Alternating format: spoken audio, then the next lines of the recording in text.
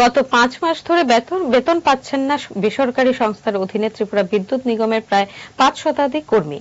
এমন অভিযোগ তুলে আবারও আগরতলা জয়নগরস্থিত ওই সংস্থার বাইরে বিক্ষোভে শামিল হয়েছেন তারা।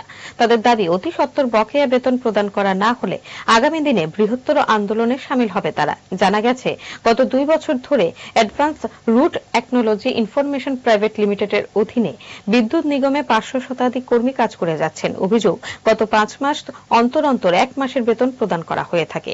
এ বিষয়ে সংস্থার কর্মকর্তাদের সাথে কথা বললে বকেয়া বেতন নিয়ে টালবাহানা করেন। তাই আজ আরও রাজ্যের বিভিন্ন জায়গা থেকে প্রায় ৫০০ শতাধিক কর্মী জয়নগরস্থিত সংস্থার বাইরে বিক্ষোভে শামিল হয়েছেন।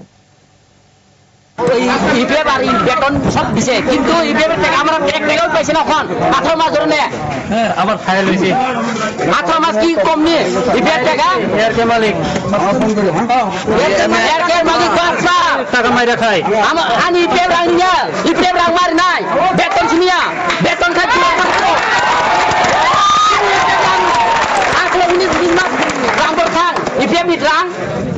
আমরা বকেয়া স্যালারি পাইতেছি না, পিপিএফ পাইতেছি না।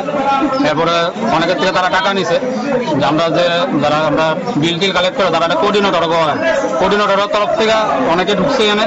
ঢোকার পরে তারা থেকে একটা সিকিউরিটি মানি হিসেবে ১ লাখ ১.৫ লাখ যত পারে তারা তত নিছে। ওই টাকাটা যে সময় আমরা নিতে পাইছি এনে, তখন তারা দিতে না কয় যে আমরা কাছে কোনো টাকা নাই, আমরা কোনো টাকা নিছি না, এমন ধরনের কথাবার্তা তারা কইতেছে এনে। আমরা ৫ তারিখ আগে গেছি, 7 দিনের সময় দিচ্ছিলাম। এরপর আমরা 15 দিন পরে তারা কাছে আমরা আইছি। তারা কইছি যে একটু বাইরে এসে আমরা লোক জাস্ট কথা কইতো, তারা এটাও পারতেছে না, তারা আমরা লোক কথা কইতে রাজি না। তো এমন ভাবে চললে আমরা কেমনে চলবো? 6 মাস 7 মাস ধরে 8 মাস ধরে একটা লোক, সাধারণ মানুষ যদি 100 টাকাও যদি কারো কথা পাও না, এই লোকটা তো খুব কষ্ট হয়। আমরা 6,980 টাকা করে বেতন পাই।